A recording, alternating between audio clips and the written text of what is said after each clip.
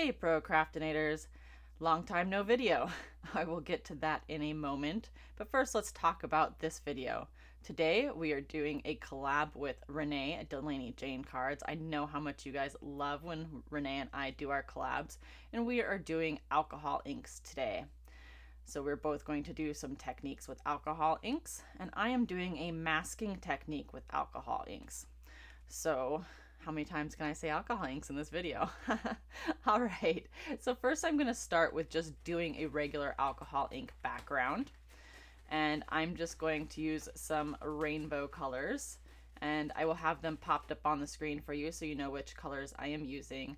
And I started by dropping the color, I believe this is Poppy Field, well now we're on Valencia, down, and then I just dropped some blending solution next to it, and then I'm just using a marker spritzer here to kind of blow the color one way and then blow it back in itself and then blow it again in one way again and then blow it back in itself, and that way I can get this deep veining effect because I want my colors and my background to be interesting.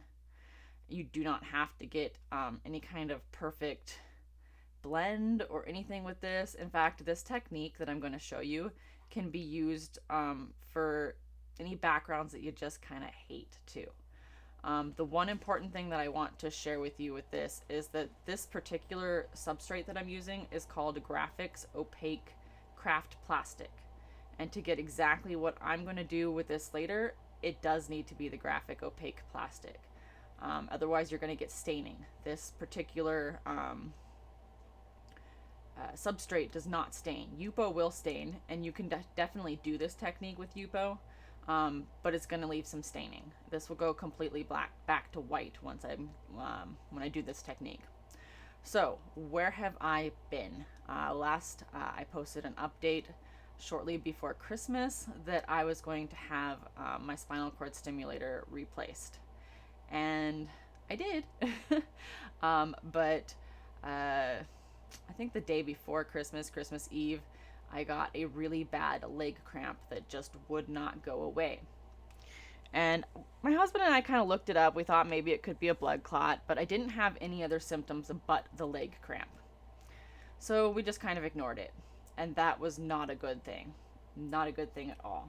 So I think the Tuesday after Christmas, I had my post-op appointment with my doctor.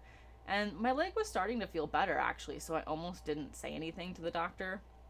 But for whatever reason, I felt like I should, and so I did. And he kind of freaked out on me. And he did an ultrasound in the office.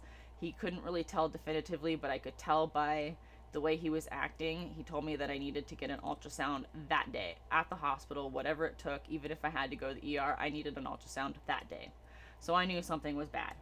So I got scheduled for an ultrasound at one of the clinics nearby. Got my ultrasound, and the way that lady was acting, she said I needed to talk to my doctor ASAP. I was like, oh no. I told my husband, I got back in the car. He had to wait for me in the car because of COVID restrictions. I told my husband when I got in the car, we're going to the ER. I know we're going to the ER. And he's like, why? I go, because the way that lady was acting, we're going to the ER. And so I called the doctor. He wasn't in the office. He had left early. So I told the receptionist, I was told basically that I had a blood clot. I'm like, she couldn't say it because she's just the technician, but I know by the way she was acting, I had a blood clot. I need to talk to the doctor like now, like yesterday.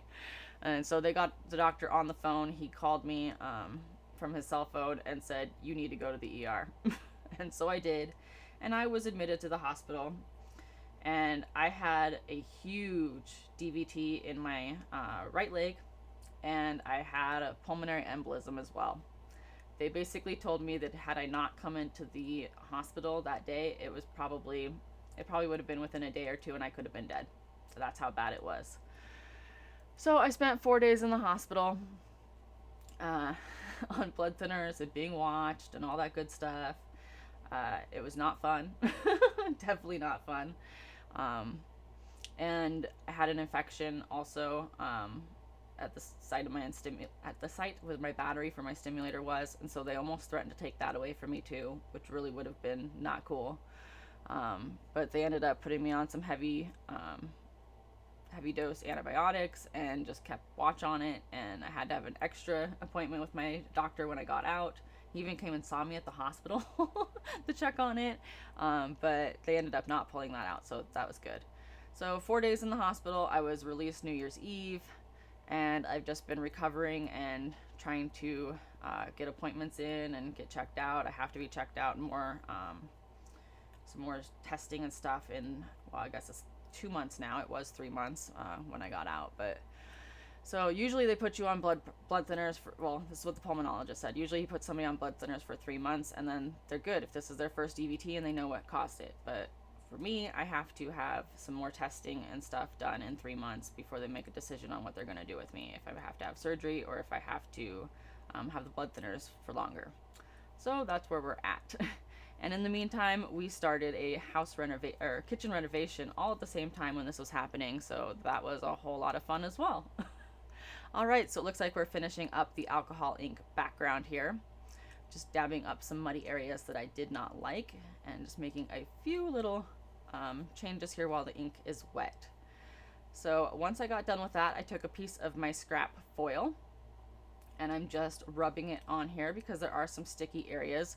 And when you do this with the foil, it's kind of a thing that you got to get used to. You kind of got to play with the foil, or the alcohol ink can't be too wet, but it can't be too dry for this to happen. And you're mainly going to get the foil to stick in the areas that are a little bit thicker usually. And you definitely don't have to do this. This is not part of the technique that I'm showing you. It's just something that I decided I wanted to do, basically. Just add a little bit more shine and some interest to my background here. So I'm just going to rub this foil. And I keep all my scraps of foil for things like this. You can also use the scraps of foil with dry adhesive tapes and glue that stays tacky, like a two-way glue, like a Zig pen or something. So I keep all my little scraps for when I want to do techniques like this. So I'm just going to remove this off my mat and show you what we've got so far. Pretty, pretty. And I really like this background as is, but I wanted to show you a fun technique that I discovered. So this is a fine line resist pen. That's what they call it. I don't know why they call it a pen because it's not really a pen, it's a bottle. But anyway, it is basically a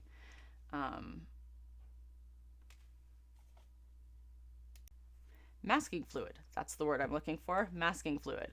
So I found the best way to do this for me was to put it on an ink blending tool, and I just have these little sponges that I made on my Cricut Maker. I have a video for that on my channel.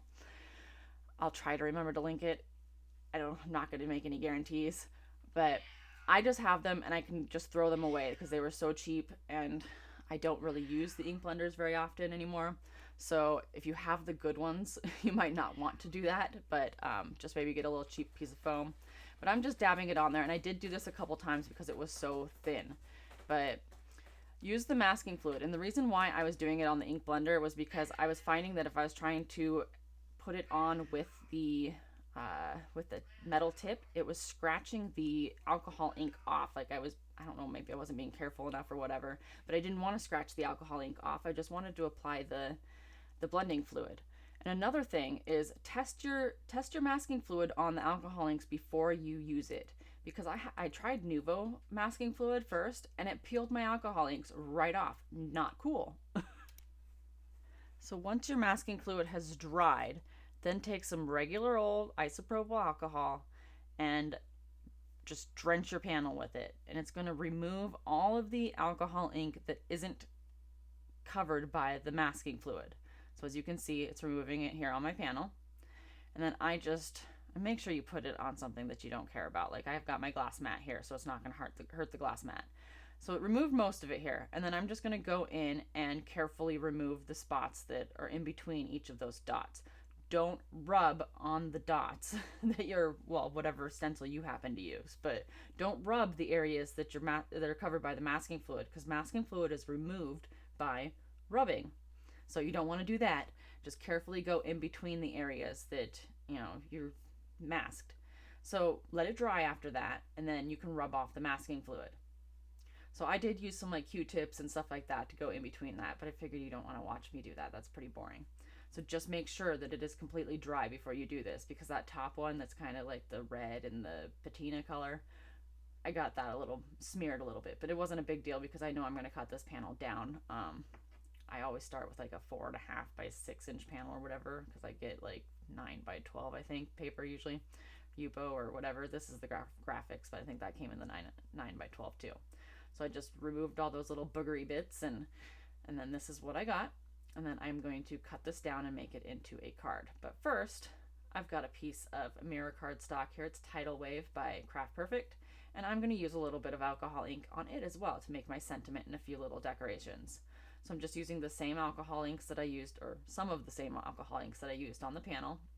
And we're just going to use this just like you would Yupo or anything else that you use alcohol ink on, because the mirror cardstock makes it a pretty much non-porous surface. So we're just going to use that. And sorry, this is going to be pretty trippy because it's basically holographic. So the camera's going to trip out just a little bit here and there, but because when it starts being really shiny, the autofocus kind of flips out, but that's okay. So I'm just going to use a few of these and just kind of spray it around and spread it and do my thing until I think it looks good. I'm not doing anything terribly special here. I do want to remind you that since this is a collab with Renee at Delaney Jane Cards, the link for her video will be in the description box below. And do make sure that you check it out, because I'm sure she's got something really cool planned for you today. So just about finished here, I think. And then we will die cut this for my sentiment, and we'll finish up the card. So I do want to know what you think of this technique. I thought it was a pretty fun one. I had no idea that masking fluid would work with alcohol inks. I guess it just never occurred to me, but it's been something that I've been wanting to try for a while. So we are going to finish this up, and then I did do the gold with this again. This I let this dry too long, so like I said, it is just kind of a balancing act. So this didn't work very much, but I did go in off screen with a 2-way glue pen and just add a little bit of gold here and there after I die cut my pieces. I'm not going to assemble the card for you guys on screen today because, well, it was really easy assembly. There was really nothing to it. So I'm just going to show you the dies that I used, and then we'll flip to the finished card here. So I did use some Momenta dies. I don't think this set actually has a name, so I just called it birthday dies because it is some birthday dies. It's got an embossing folder that came with it. It's just a little set that I picked up at Hobby Lobby a long time ago and actually have never used, I don't think.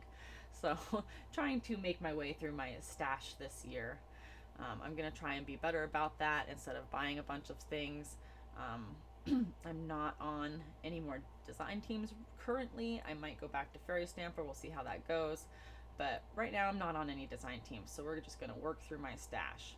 So I did adhere those dies and the star dies and mounted it on black cardstock, and that finishes my card for today. Please do remember to go to Renee's channel. The link will be in my description box below. I hope you enjoyed this collab today. If you haven't already, please subscribe to my channel and give me a thumbs up if you liked this video. And as always, have a great day.